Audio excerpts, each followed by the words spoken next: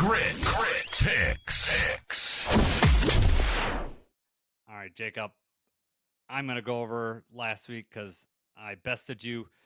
You got one game right. Is that correct? According to what you have written down here, I suppose. Yes, that's right. Yeah, and this is the correct. Half So as many games as you. So don't word it like that. It's all right. I doubled your efforts.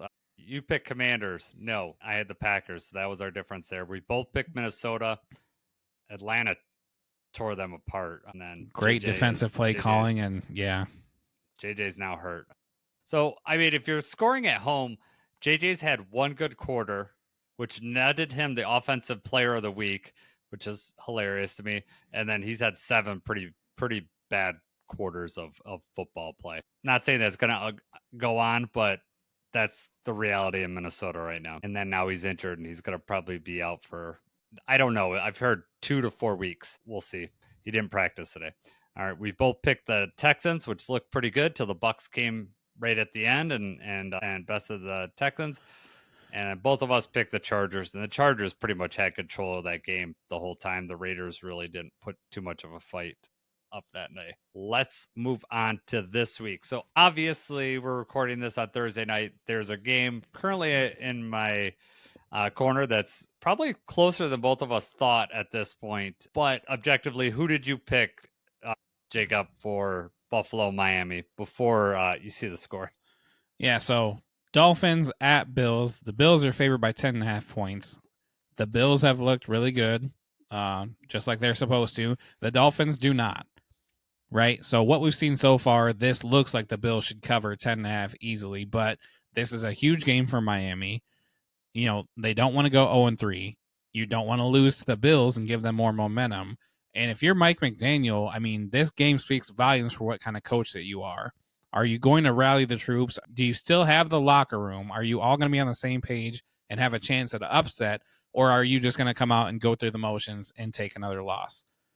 So, you know, and I, full disclosure, because this game's going on right now, but I talked to JJ and I told Jason this earlier, that I have a feeling the game is going to be more of a contest than people are thinking, but I still definitely have the Bills winning this game. And I think they probably end up covering. Yeah, well, as of right now, it's 28-21, and the Dolphins have the ball at 50-yard line. I still pick the Bills to win. I mean, I had this pick before the game, but this is surprisingly much closer than what I anticipated going in. So both of us have the Bills on that. All right, Jacob, Sunday Night Football, Kansas City Chiefs at New York Giants. I am doing the unthinkable and picking the Giants to beat the Chiefs, and the Chiefs are going to be 0-3. You know, I can see it happening. The Chiefs are in New York at the Giants. They're 6.5 point favorites right now. Everyone in Kansas City knows how bad they need a win right now. You know, but the Giants are also 0-2. They're at home. It's going to be a fight. I think KC has they obviously have better coaching and they have a better roster. I think that the Chiefs are still going to get it done. But I will say that the key to this is going to be the Chiefs' offensive line. Can they slow down the Giants' defensive line? The Giants' line is good. The Chiefs' offensive line has not been. So if the Giants are in their face and there's, you know, if they're pressuring Mahomes and Mahomes can't do anything, it's going to be a long night for them. It's probably going to be a low-scoring, just embarrassing game for the Chiefs. But I am still picking the Chiefs to win. All right. We'll see. That's difference maker. All right.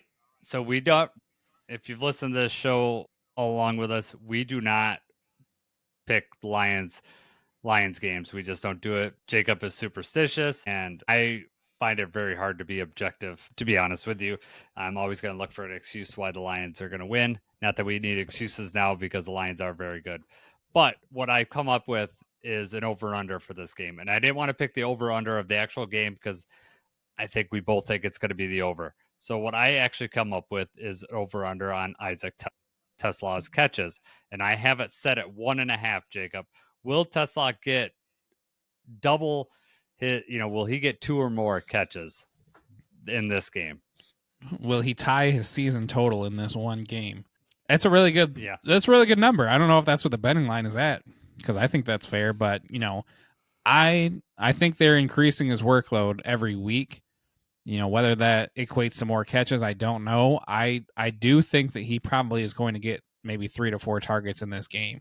I'm hoping that he gets several targets, especially if it's an offensive blowout or an offensive output. If it's high scoring, I'm gonna say over. I'm gonna say he gets 2 catches. Doing What do the you got over. though? What are you thinking when you made this? Oh man, I want to say over because I like him so much. I'm gonna say under, but it would not surprise me to. I'm just gonna say under just to be different. But I'll be rooting for the over hardcore. And if he gets it, I'll be glad that you won. That you won Yeah, this right, round. But right. I like this kid. But this is a huge game.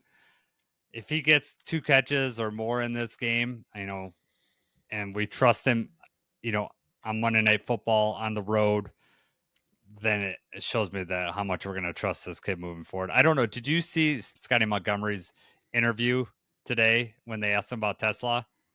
I did not see it today.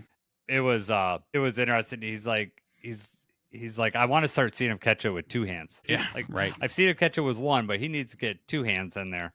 But he said that, they're pretty amazing catches. Absolutely.